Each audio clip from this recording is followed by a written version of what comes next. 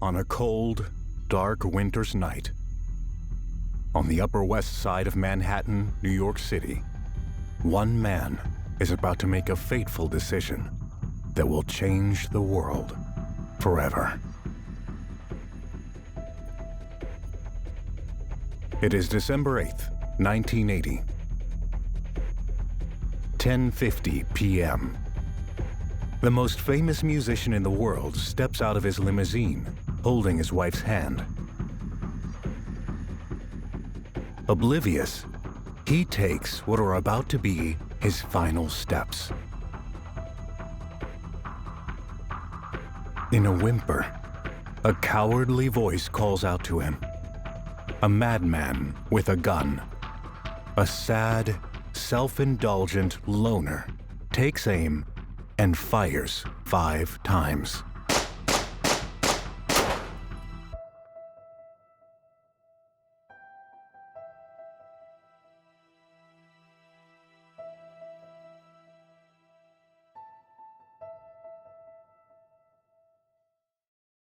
It doesn't matter about people not liking our records or not liking the way we look or what we say.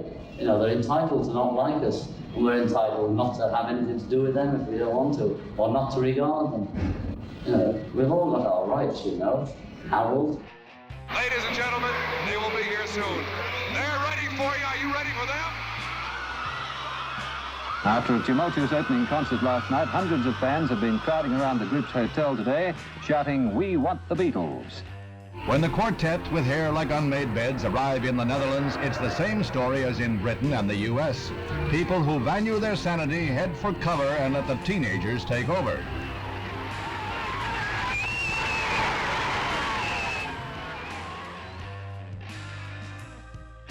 New York City cops are hard-pressed protecting the Beatles at their hotel. On every side, there is hero worship that recalls the heydays of Elvis Presley and Frank Sinatra. With one Beatle bedded with a sore throat, 3 of the quartet take an airing in Central Park.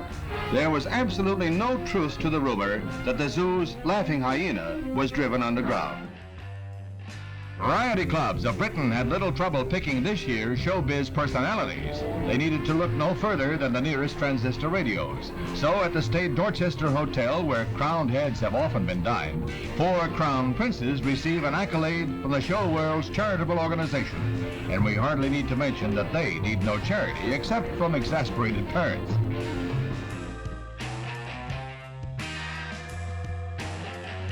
I'd just like to say the same as the others. Thanks for the Purple Hearts.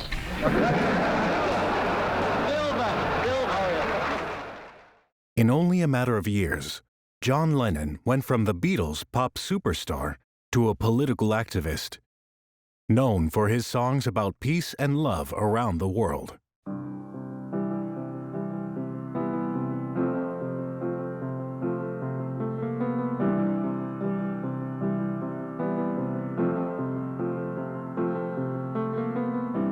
Imagine there's no heaven. It's easy if you try. No hell below us.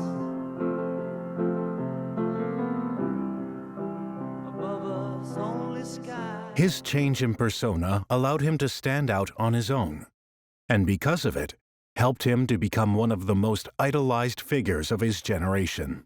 We could possibly do events here. Yes. More yes, events yes. here, yes. Everywhere where we can spread the word, peace, you know. And we felt that Amsterdam was a very important place to do it, because the thing is, it has a very fresh and alive interest, Amsterdam, for the... On the prolos and the white yes, bicycles. world peace, etc. etc. And this is for the world peace, you see. Yes. And we're thinking that instead of going out and fight and make war or something like that, we should just stay in bed. Everybody should just stay in bed and enjoy the spring, you know. Lennon's outspoken comments about peace and equality started to become a threat to the American establishment. 6 months after moving to the country to start a new chapter of his life, Lennon was threatened with deportation.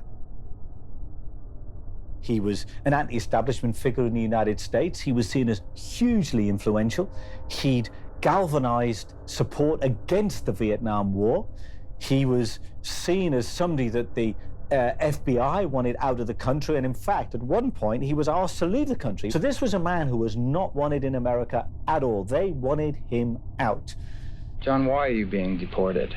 Well, the sort of official reason is something about we overstayed, both of us, so that's reason enough to throw us out.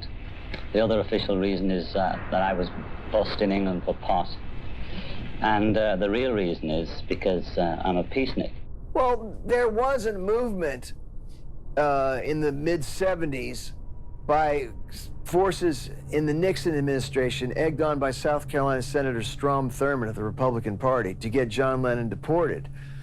And the reason wasn't just that Strom Thurmond is an arch conservative, an ex-segregationist from the 40s and the 50s. You know, a pretty nasty piece of work, Mr. Thurmond. Senator Thurmond was alerting his friend Richard Nixon in the White House to this John Lennon guy because they were afraid, their specific fear was they were afraid that John Lennon would lead some kind of disturbance or peace movement thing at the Republican National Convention that would somehow disrupt things or shift the nation's young people into the Democratic Party fold. So early on when Lennon was wanted to come to live in New York, there was quite a hoo-ha about it, and he had a court case once he was living in New York to defend his right to get a green card. It lasted years, actually, because Senator Thurmond was telling President Nixon, look, this guy has the ear of the nation's youth, and if he's sort of dormant now as a political guy. He's not quite what he was. But if he comes to light at any particular time, and he comes out for a Democratic candidate or just an anti-war platform, we could be in trouble. John had to fight to get here. John had to fight to actually be accepted here. And he knew that. And he also knew that it was very important at this time that he would be here, because already the seed of violence and hatred was happening. And he thought that we have to really do something about that. It obsessed him, and it made him just hopping nervous. I'm sure he got a great deal done anyway, but it's kind of like being in a court case. It's sort of like being hunted by the cops, since that's in fact what they were doing, where they were invading his privacy, trying to follow him, tap his phone, all that, you know, against the Fourth Amendment stuff. Well, why, you wonder? Well, why? Because he was extremely effective spokesperson for the peace movement. One is bed piece, but they normally spell P-I-E-C, but it's a pun. Yes. And hair piece. Bed piece is we're going to stay in bed for 7 days, sort of, instead of having a private honeymoon. It's a private protest. For the violence that's going in the world, you see. To say, we feel that instead of making war, it's better to just stay in bed. Let's stay in bed for the spring. And grow your hair. Yes. For peace. Let it grow till peace comes, you know. So this is part of your honeymoon? Yes. Yes, yes. How are you enjoying married life? It's beautiful, you know. It's beautiful. Some of the things people have said about you, I haven't been very kind. No. Lately. No. Does this get you down? Well, it's so much that it got past being depressing. It's got into a joke again. You know? It was a bit depressing the way they kept picking on Yoko, you know, and saying she was ugly and all personal things like that. But I know she isn't. So you don't feel you're being hounded?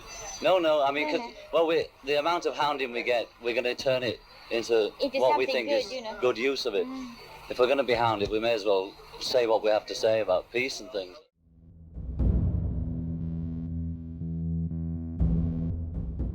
The United States was a hostile place in the late 60s into the early 70s.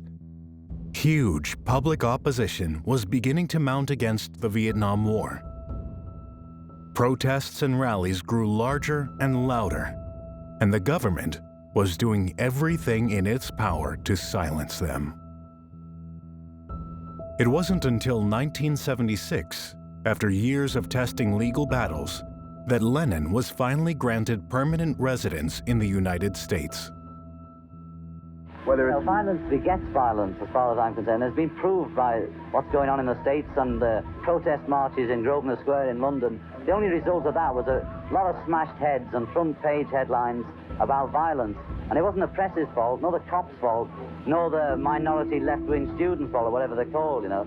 It was just because the whole form they take doesn't work, you know. It doesn't work because that's what happens when you do that.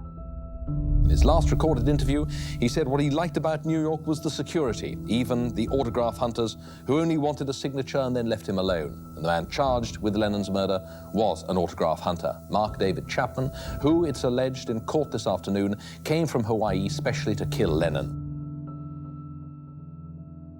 Not surprising, then, that upon the outbreak of the news of Lennon's murder, a major conspiracy captivated much of the public, who believed that this was a politically motivated attempt to silence one of the loudest advocates for peace.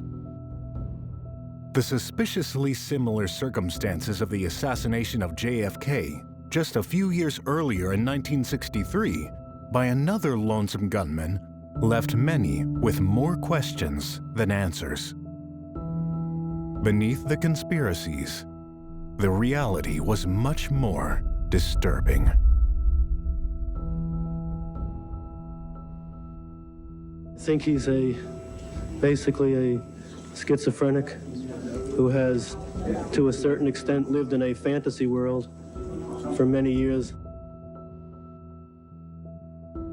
So if Mark Chapman hadn't assassinated him, then perhaps somebody else would have at some point. And there are no doubt conspiracy theorists who would like to say that Mark Chapman was put up to the assassination of John Lennon by the FBI or the CIA. That is nonsense. Mark Chapman killed John Lennon because he was a sociopath, because of his own inadequacies and his own personal psychology. That's what drove that assassination.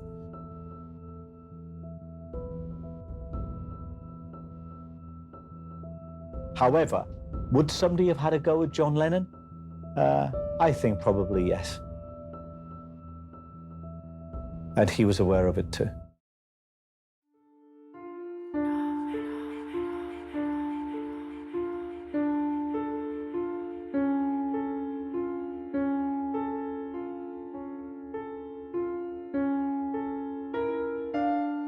Mark Chapman was neurotic, malleable, and obsessive. He was the epitome of vague, fighting to assign himself any sort of meaning to his meaningless existence, but somehow still arrogant enough to believe that the world, or even an omnipotent God, had a great cosmic plan in place for him.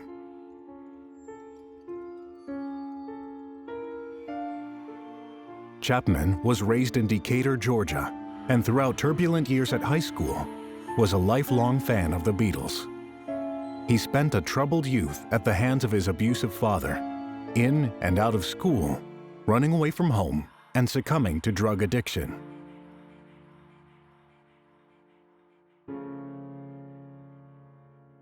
Chapman had overindulged during the summer of love, and as drug-induced liberation turned into reality-induced depression, he claims he was saved by Christianity. This became his new obsession.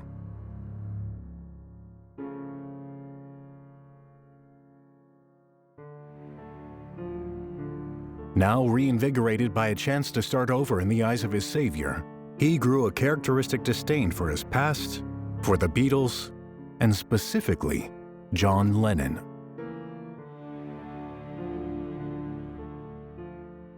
Not only did he feel betrayed by the promises of freedom and liberation from the hippie culture, he felt particular vitriol to Lennon for his ill-constructed remarks in 1966, "The Beatles are more popular than Jesus." Maureen Cleave had interviewed John Lennon, and she was interviewing each Beatle for the Evening Standard, as I recall.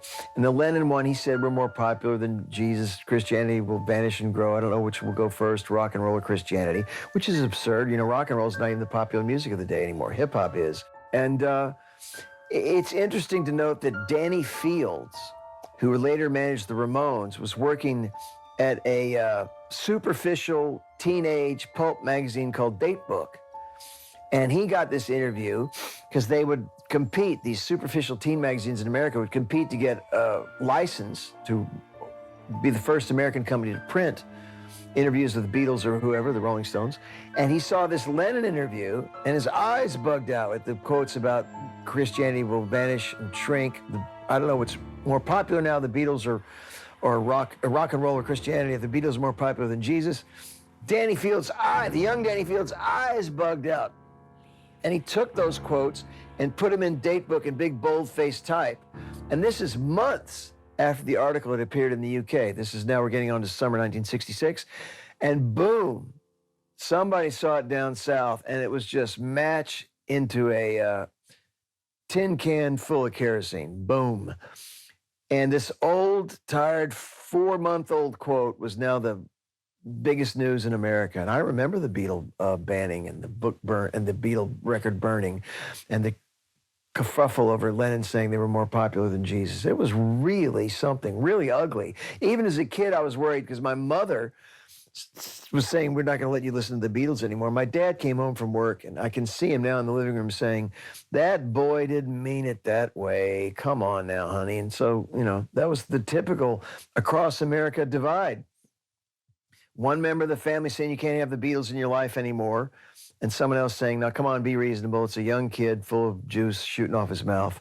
But it really was something when he said that. I mean, it really was something. It put a serious dent into their popularity in the United States.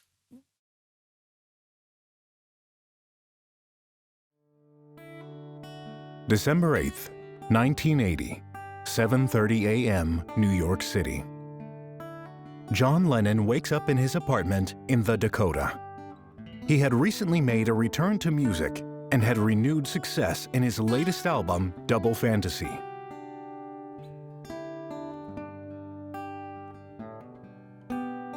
"9 a.m. Lennon and his wife, Yoko Ono, finished their cafe breakfast on West 72nd Street and head back to the Dakota. Lennon has just had a brand new haircut and is feeling positive for his day ahead. 11 a.m. Photographer Annie Leibovitz arrives to photograph the married couple for the front cover of the magazine. As usual, Lennon controls the meeting, directing Annie to make sure his vision is correctly portrayed. The final photo produced depicts the intimate relationship of Lennon's love of his life, Yoko Ono. 1 p.m. John Lennon and Yoko Ono finish their photo shoot with Rolling Stone magazine and get ready for their interview with San Francisco radio producer Dave Sholin. Lennon sounds positive about his life. He talks about his new music, his love for New York, and his recent creative flow of ideas, eerily stating that he doesn't want to stop making music for a long time. Because I always consider my work one piece, whether it be with Beatles, David Bowie, Elton John, Yoko Ono, and I consider that my work won't be finished until I'm dead and buried, and I hope that's a long, long time. 5 p.m. Lennon and Yoko Ono finish their radio interview and start heading to the record plant studio. A few minutes after they leave the Dakota, a quiet admirer waits outside their apartment and approaches Lennon. He hands Lennon his Double Fantasy record for a signature. Despite Lennon not being keen on confrontation by fans, he happily signs the record. Paul Goresh, a nearby loyal fan and photographer, takes a photo of this signing.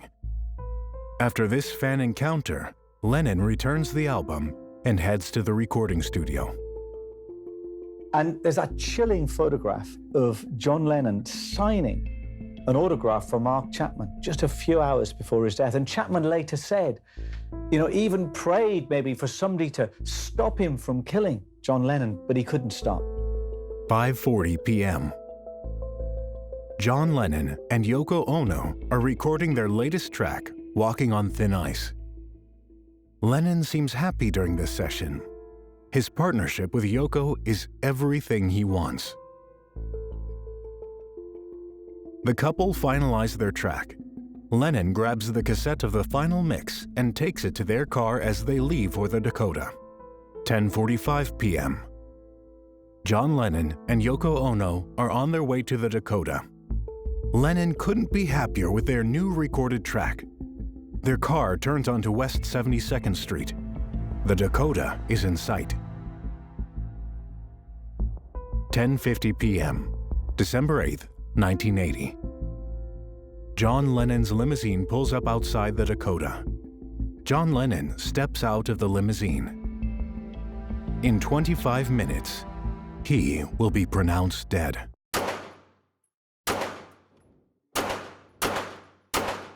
They parked the limousine on the curb right outside the Dakota. There is a driveway into which they might have gone, but on this occasion did not. The driver didn't get out, but Yoko opened the back door. She didn't wait for John. She walked past me, and John got out. I heard this voice, not an audible voice, but an inaudible voice saying over and over, "Do it, do it, do it, do it." I guess that was me inside. And I pulled the .38 revolver out of my pocket. Behind him and called to him, "Mr. Lennon," as he arrived at that doorway, and then in a combat stance, fired at his back 5 steady shots. 5 shots ring out. Mark Chapman describes it like this. He said, "A voice in my head was telling me," he said, "do it, do it, do it, do it." One after another, the shots ring out. 4 of them strike John Lennon in the back. The way it shattered. The way it shattered. I heard Yoko, and I heard a woman screaming. It was Yoko. She was screaming, "Help me." he went up the stairs. There are 5 steps that lead up into the watchman's area of the Dakota. He went through that area into an office inside, where he collapsed to the floor. And when Lennon is lying, dying, dead, Mark Chapman takes a book, Catcher in the Rye, and starts reading. And at that point, for me, the movie stopped. I just stood there, just almost in a trance. The doorman, Jose, came over to me, and he had tears in his eyes. And he said, "Do you know what you've done? Do you know what you've done?" And the tears are streaming down his face. And he said, "Get out of here." He says, "Please, please, just leave. Please get out of here." And I looked at him and I said, "But where would I go?"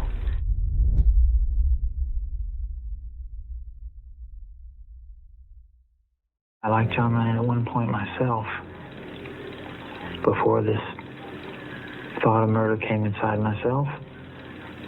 I would be very angry at anybody who did anything to him, so I can understand their anger. It's very difficult being who I am. I have to face what I've done every day. That's not easy. And I imagine this will go on until I die. I can face it now. I can look at what I did from a rational perspective, from even another perspective of, kind of placing myself back at that time and trying to analyze what I did, which I'm still undergoing, I used to love the Beatles and go along with anything they said. Their idealism meant a lot to me. And I saw that at that time as a sellout. I was just letting loose this tirade of, just an explosive anger at John Lennon. Christianity gave Chapman unchecked validation, belonging, and purpose. He committed to extensive work with the YMCA as a Bible camp counselor, earned great praise for his commitment to the Holy Text, and was even nicknamed the Pied Piper after his incredible relationship with the camp-going children. One of the explanations Mark Chapman has given for his behavior, he says, I wasn't listening to God. He says he's been a Christian since he was 16 years of age, and on the day I killed John Lennon, I wasn't listening to God. But what's interesting is that the scale of his narcissism, if you want, his grandiosity. He used an incredible phrase. He says, God, he says, has a tender spot in his heart. A tender spot in his heart. Those are Mark Chapman's words. A tender spot in his heart for prisoners like me. So he thinks God will forgive me, yeah? Because God understands I'm a flawed, free human being. And he is certain that God has forgiven him. He will find his way back to God. So what greater absolution is there for a cold-hearted killer like Mark Chapman than to have the belief, the naive belief in his mind, that the supreme being, the creator of the universe, has a tender spot in his heart for Mark Chapman. That is the measure, not only of the man's stupidity, but also of his grandiosity, and also of the impossibility of changing his psychology. I turned to Satan because I knew I wouldn't have the strength to kill a man on my own. So I went through what I thought was an appropriate satanic ritual, and took all my clothes off and chanted and screamed and howled. And before the murder? Yes. I asked Satan to give me the power to kill John Lennon. His religion was his world. But just like his other bygone obsessions, the latest one would eventually sour. Instead, he found solace in a new obsession, one that would eventually leave John Lennon dead and Chapman behind bars for life. Published in 1951, J.D. Salinger's The Catcher in the Rye became a staple of modern American literature. It is an uncomplicated critique on the superficiality of society. And for Mark Chapman, it became his Bible.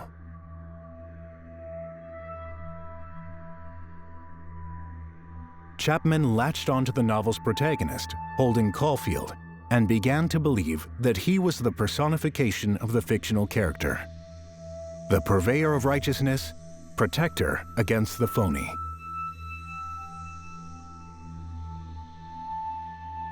In his last few days as a camp counselor, he would talk about The Catcher in the Rye endlessly. He was completely disillusioned from reality. Holden Caulfield was his new reality. But from this point on, he became severely depressed. In 1977, he fled from his life. He ran away to Hawaii in an attempt to start over, recover from the depths of depression. But he couldn't. On a hot summer's afternoon in June 1977, he drove to a secluded spot, rigged the exhaust, and tried to kill himself. But he couldn't. In 1978, Mark met Gloria Abe, with whom he would be wed just 1 year later. Despite the romance, his obsession with that fateful novel and his burdening depression would still haunt him. Meanwhile, thousands of miles away, John Lennon lived a reclusive life. After the Beatles' fame, he wanted nothing more than a quiet life with his new son and his wife. The activist and revolutionary had become the everyman. This is what Chapman latched onto. For him, Lennon was the antithesis of everything Holden Caulfield stood for. And Chapman was Holden Caulfield.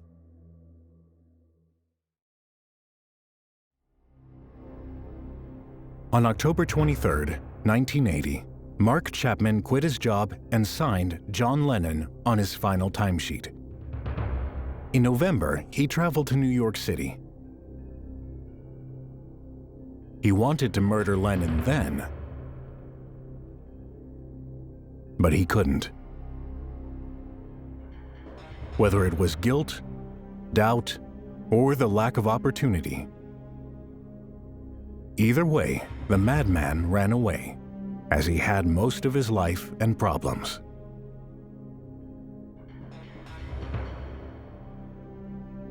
A coward who sought to blame a world that, in his own self-indulgent way, he swore was working against him. He spent a few weeks in Atlanta, Georgia. He bought bullets and practiced his marksmanship, rebuilding his own twisted self-confidence. Then, on December 6th, he returned to New York City.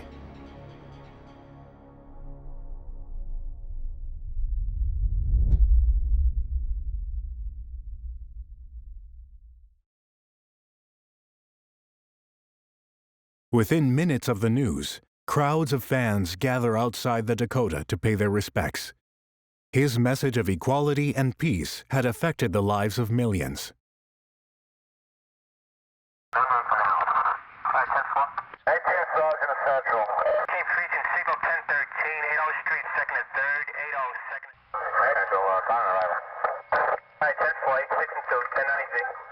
The body has been taken over town across to East 30th Street to the medical examiner's office.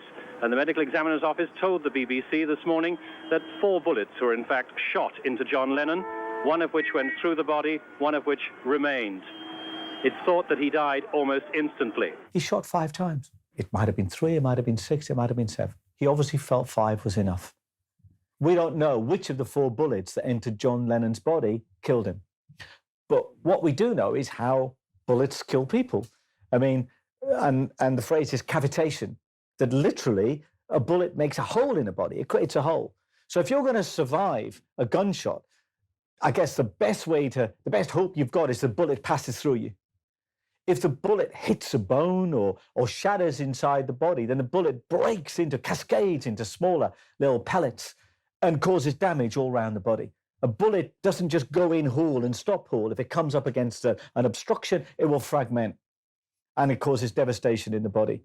So just because you shot 4 times doesn't mean you die. But in John Lennon's case, it did. And we'll never know, perhaps, which of the shots killed him. You're the only one that keeps me satisfied. Oh, oh, oh.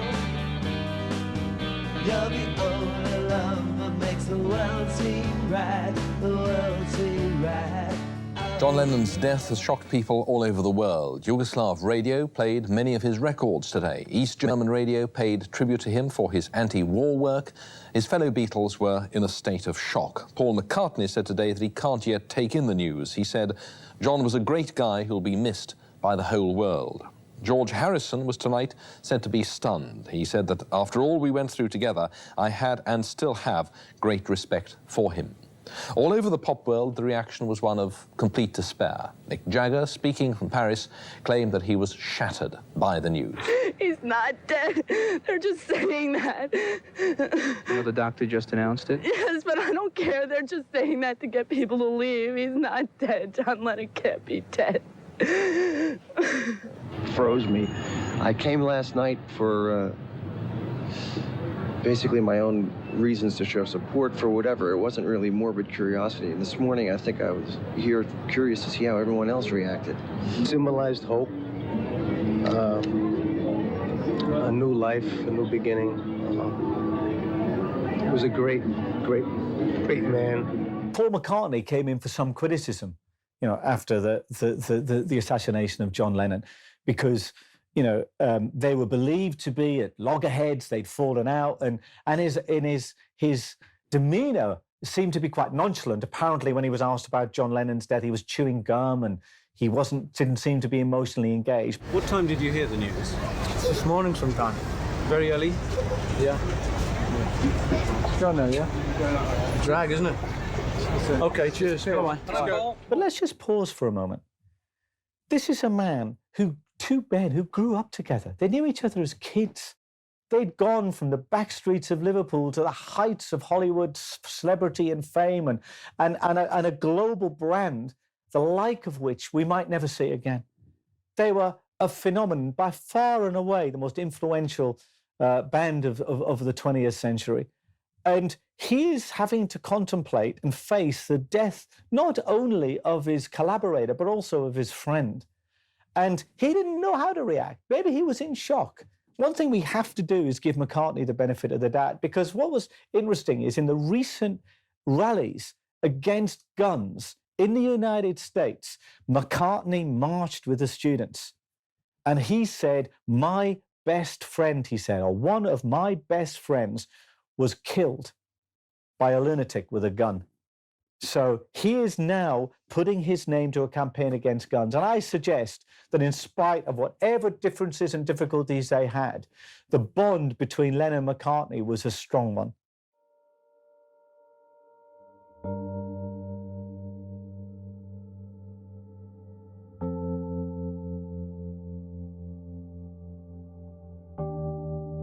The murder of John Lennon in New York last night is full of ironies. He just started a successful musical comeback after years of withdrawal. In his last recorded interview, he said what he liked about New York was the security, even the autograph hunters who only wanted a signature and then left him alone. And the man charged with Lennon's murder was an autograph hunter, Mark David Chapman, who, it's alleged in court this afternoon, came from Hawaii specially to kill Lennon. Under heavy guard, Mark Chapman was brought from prison to the state Supreme Court in Manhattan to hear the judge's sentence. Chapman showed no emotion whatsoever when the sentence of 20 years to life was handed out. But before that moment, there was to be detailed evidence about his state of mind. In his evidence, Dr. Schwartz said that at first Chapman had idolized the pop star and had started to believe he was John Lennon. But realizing he was losing his own identity, Chapman's adulation turned to hate. Lennon became an evil person he had to kill. What's extraordinary about Mark Chapman is how he got his identity completely confused with that of John Lennon. On his last day at work, he signed himself out as John Lennon. He was quoted as saying he was obsessed with killing John Lennon. Simply so, in his words, I could be somebody, he said. I could be somebody. Or another phrase he used was, so I could acquire his fame.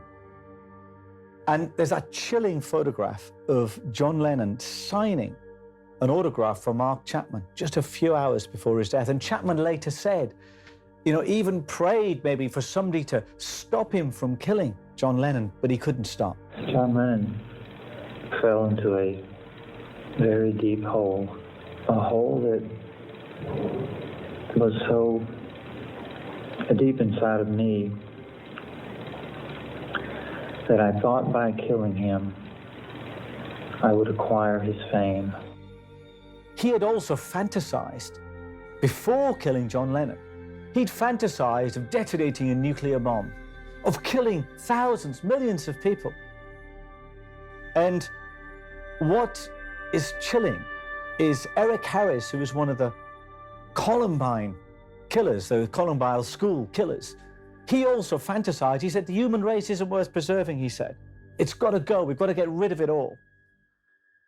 And these fantasies of destroying everything so that these people who live in what can only be described as a psychological pit of inadequacy and emotional dysfunction and sociopathic behaviors can only find meaning through killing, through fantasies of killing, and through then taking those fantasies into reality.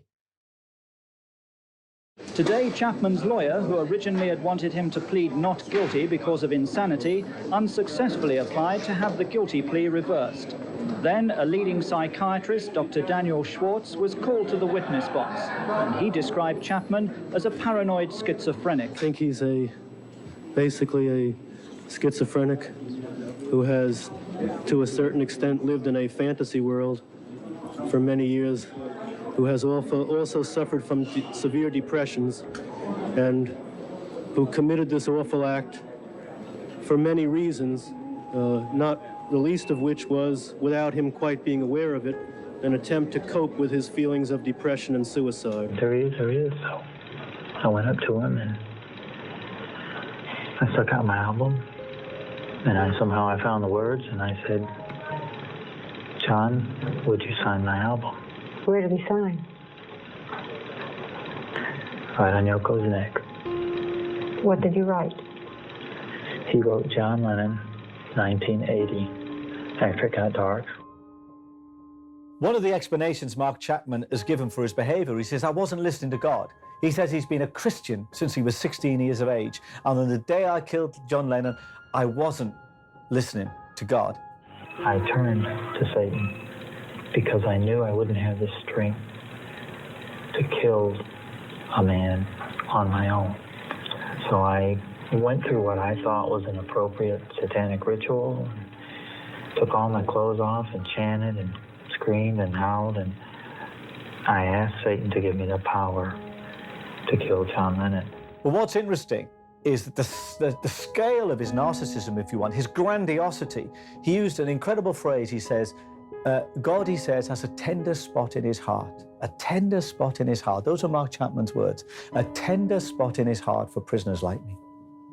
So he thinks God will forgive me, yeah? Because God understands I'm a flawed, free human being.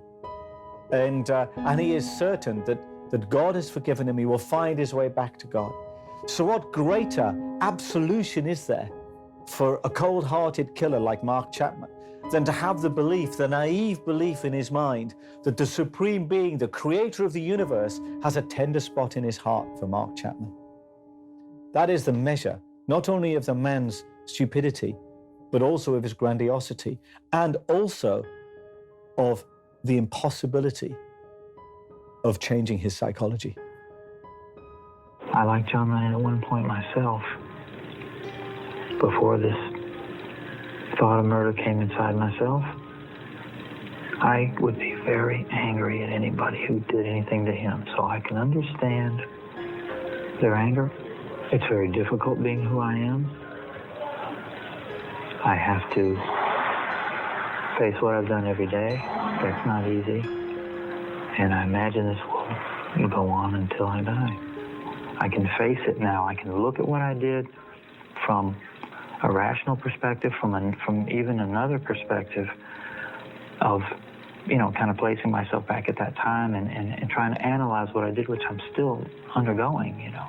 So what you have here in Mark Chapman is somebody who is a cold, clinical, and ruthless killer.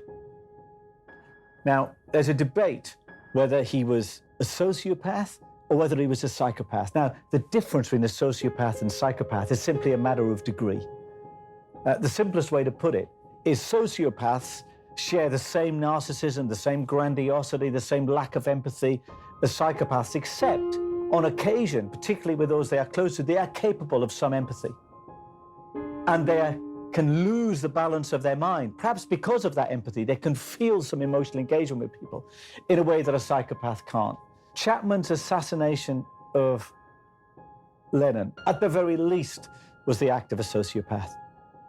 And the fact that he identified so strongly with Holden Caulfield, the hero of Catcher in the Rye, the naive, rebellious teenager who thinks the whole world is phony and is looking for his place in the world, well, that's what Chapman was doing. And he wasn't looking for any place in the world. He was looking for John Lennon's place in the world. And there wasn't room in the world for both Mark Chapman and John Lennon. One of them had to go. And as Chapman himself said, after killing John Lennon, I've thought about suicide, but I was never courageous enough to do it. So he wasn't courageous enough to take his own life. So if there was only room for either Mark Chapman or John Lennon in the world, Mark Chapman decided it was John Lennon who had to leave. Mark Chapman will never change. Mark Chapman will always be a killer, and he'll always be capable of killing. And there are many men who have lack of empathy and who verge on sociopathic tendencies, who might fantasize about all sorts of acts of violence, but they might have enough empathy, enough connection to their fellow human beings to stop them from doing that. But when you become sociopathic, when you are dealing with a sociopath, this behavior is notoriously difficult to change. The safest place for the potential future victims of Mark Chapman is for Mark Chapman to be behind bars.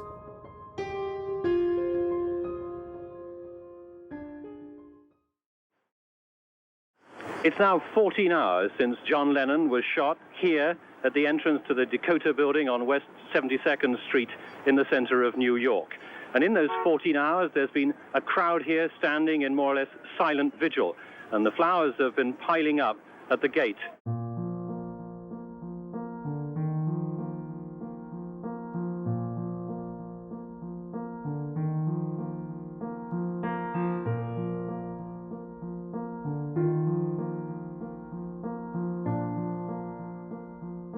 He was one of our originals. There'll never be another person like him again. John Lennon certainly was somebody who has made a difference to the world. His philosophy of love, of peace and of understanding is a universal message which today is as important as it was at his time. I just think he was such an amazing songwriter, such an amazing human being. He really used his art and his craft to try and really make a difference in the world. And I think, you know, when you have that privilege of people loving you and loving, you know, what you say and listening, you know, it's important what you say and what you put out there, and I think he did so many incredible things that that do still resonate, and so yeah, that's why I think people just still think so highly of him. He really wrote a biography of his life in music, and I don't know whether he did it intentionally or how it came about, but he has written his life biographically in all the songs he did. He's writing songs that, you know, I feel like inspire peace and inspire revolutions. So for me, it's kind of like it's an honor to, you know, be here. I feel like I want to make the same kind of impact, you know, like give people a feeling or some kind of energy when they hear my music. So yeah. John Lennon's Imagine was one that truly spoke to me at a young, early age, and the message of hope that it relays. And he, you know, he was a true genius songwriter that, you know, lives on through the ages. If he'd have lived, I think that down the line some young buck or a Springsteen or a John Fogerty would have grabbed him and they made a great rock and roll album. I would say my three favorite John Lennon solo songs are Crippled Inside, which is just a brilliant piece of rockabilly work that informs the listener, if they want to pay attention, of the turmoil inside the spirit of the great John Lennon. I also like Cold Turkey from 1969. And a third song I like is at the end of his life, he released Double Fantasy, and on it, the first song on it, that Elvis, it's almost an Elvis, starting over, it's almost an Elvis tribute. It's just so John Lennon, because it's 1950s, his era, which he confessed to many times, updated into the present day, 1980 for then. And people think of him as a 60s guy. To his dying breath, he was a 1950s guy in terms of popular music, popular culture. And I think those are the three: Cold Turkey, Crippled Inside, and Starting Over. They're just great. Almost, you can't criticize them. Ladies and gentlemen, we proudly welcome to the Walk of Fame, Mr. John Lennon. Yeah!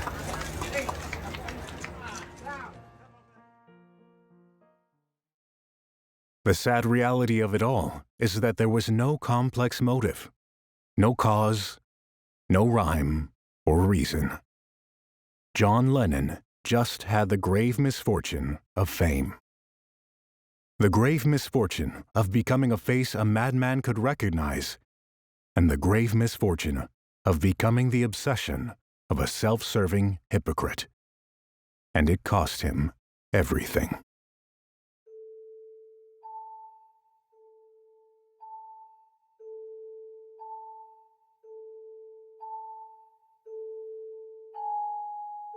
He tried to live out the fictional details of The Catcher in the Rye, the book he had tried to structure his disastrous life into the image of. December 8th, 1980, 10:30 a.m.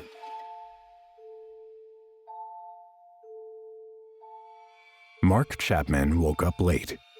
He was staying at the Sheridan Center in Midtown Manhattan. He got dressed, unpacked his .38 caliber revolver, and ritualistically set out his belongings on the dresser. A Bible, a passport, and a photograph from The Wizard of Oz.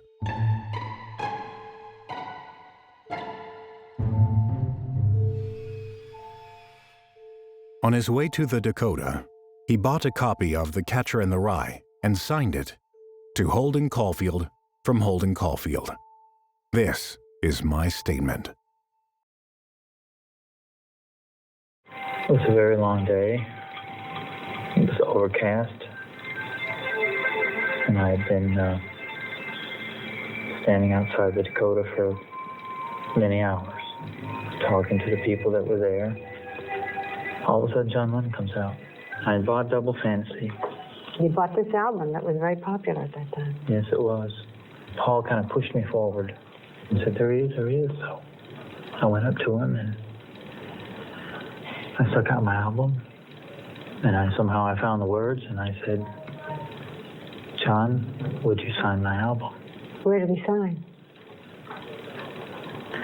Right on Yoko's neck. What did you write?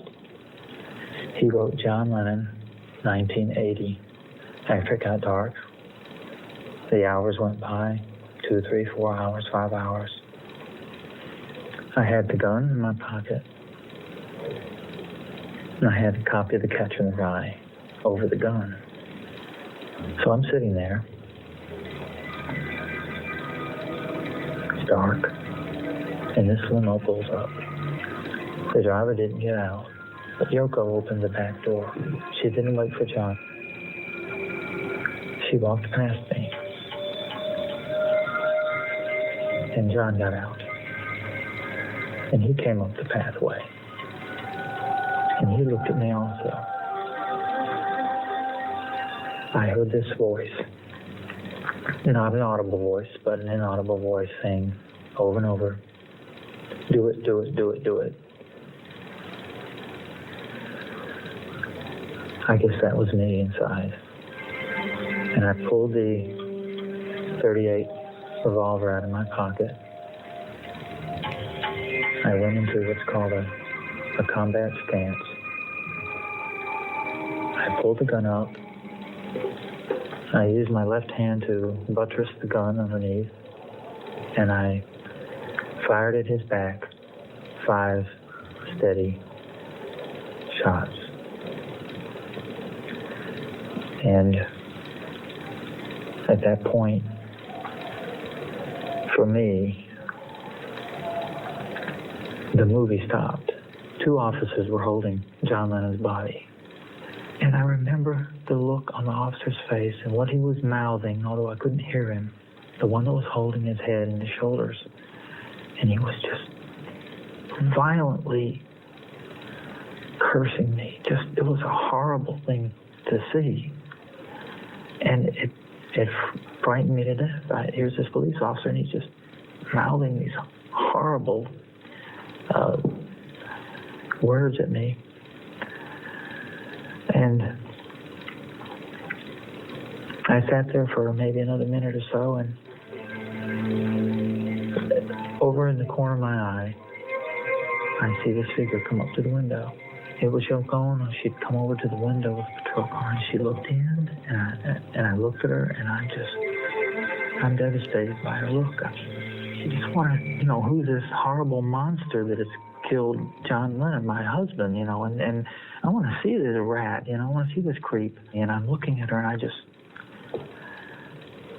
utterly ashamed, a big coward, I turn away, and I can't even face her. Whereas the fixation of Mark Chapman was on John Lennon, he had also fantasized, before killing John Lennon, he'd fantasized of detonating a nuclear bomb, of killing thousands, millions of people. And what is chilling is Eric Harris, who was one of the Columbine killers, the Columbine school killers. He also fantasized. He said, the human race isn't worth preserving, he said. It's got to go. We've got to get rid of it all.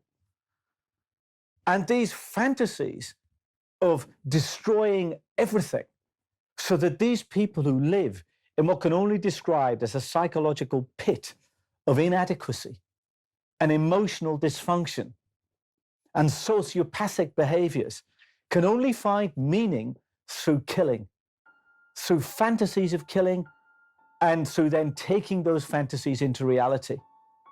Which is why Mark Chapman will never get released on parole, nor should he ever get released on parole. Because irrespective of how many times he tries, and I'm not sure how many times it is, 9, 10, 11, how many he's gone through at this stage. He will keep going for parole, but he's playing. He's playing. And he has a complete lack of empathy, and he is a danger to himself, but above all, he is a danger to others. And there's a terrifying anecdote of a fellow prisoner who he sent almost crazy by using calm, hypnotic, sociopathic behaviors and language to convince the guy that there were some terrible snakes underneath his bed. And that's the power of the man. All he wants is power over others, precisely because he has no power himself. And if you imagine the difference in stature between John Lennon, one of the most iconic figures of the 20th century, and Mark Chapman, one of the most ludicrously inadequate figures of the 20th century, okay? So his inadequacy was in direct proportion to the power and stature of the man he killed. It was that much power he wanted, because it was that much power that he lacked. That was the depth of the hole in his life, in his emotional life, and he had to kill to try and get it. But of course, he can't get it, because he'd have to kill again and again and again. And if it wasn't Lennon, it would be somebody else, because that kind of hole can never possibly be filled. That's why the fantasies of nuclear destruction are equally befitting that kind of psychology. There is no end to the killing.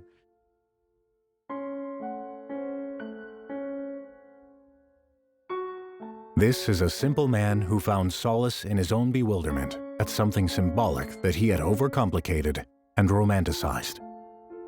He is plainly an idiot and a fool who fell over his metaphorical cliff, first to drugs, then to religion, and then to Catcher in the Rye, but ultimately to his own ego. This all ended on a cold, dark winter's night on the Upper West Side of Manhattan, New York City, when one man made a fateful decision that changed the world forever.